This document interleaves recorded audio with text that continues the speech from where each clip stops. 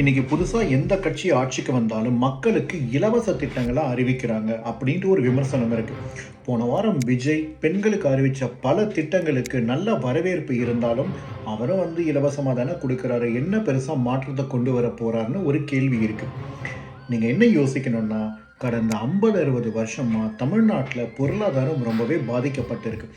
இன்னும் வேலையில்லாத பிரச்சனை, லஞ்சம், ஊழல், விவசாயிக்கு பிரச்சனை அப்படின்ட்டு எக்கச்சக்கமான பிரச்சனைகள் இருக்கிறதுனால மக்கள் இன்னும் இலவசத்தை நம்பி வாழ்ந்துட்டு இருக்காங்க. இன்னைக்கு ஒரு புதுசாக கவர்மெண்ட் வந்த அடுத்த நாள் எல்லா இலவசங்களையும் நிறுத்திட்டா பொருளாதாரம் அடிப்படையில் பாதிக்கப்பட்டு மக்கள் ரொம்பவே அவஸ்தைப்படுவாங்க.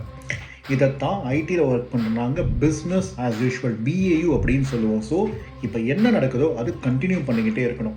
அட் த சேம் டைம் அதே நேரத்தில் ஆட்சிக்கு வர கட்சி நாளைக்கு இந்த லஞ்சம், ஊழல், வேலையில்லாத பிரச்சனைகள், விவசாயிகள் பிரச்சனைகள், என்னெல்லாம் பிரச்சனை இருக்கோ எல்லா பிரச்சனையும் தீர்த்துட்டா மக்களே இந்த இலவசத்தை நம்பாமல் தனக்குத்தானே ஒரு நிலையான இடத்துல நின்று சம்பாதிச்சு தன் வாழ்க்கையை நடத்துகிற ஒரு சூழ்நிலை ஏற்படும்.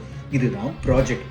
இந்த ப்ராஜெக்டை பண்ணாங்கன்னா இந்த BAUன்ற இந்த இலவச திட்டங்களை படிப்படியாக குறைச்சிக்கிட்டு மக்கள் தான் சுயமாக படித்து வெளியில் வேலை செஞ்சு தன் உழைக்கிற சம்பளத்தில் இந்த கவர்மெண்ட் கொடுக்குற இலவசத்தை நம்பாமல் ஒரு நல்ல வாழ்க்கையை வாழ முடியும். இந்த கவர்மெண்ட்டும் அவங்களுக்கு கிடைக்கிற அந்த ஃபண்ட்ஸையும் நாம் உழைச்சி கட்டுற அந்த வரி பணத்தையும் வச்சு சிறந்த கவர்மெண்ட்டை நடத்தினாங்கன்னா இந்த இலவசத்தையும் கொடுக்க தேவையில்லை, அதை நம்பி நாமளும் இருக்க தேவையில்லை. தமிழ்நாட்டில் பிரச்சனையே இல்லாமல் ஒரு நிம்மதியான ஒரு நிலையான ஆட்சியையும் நிலையான அரசாங்கத்தையும் கொடுக்க முடியும்னு நான் நம்புகிறேன்.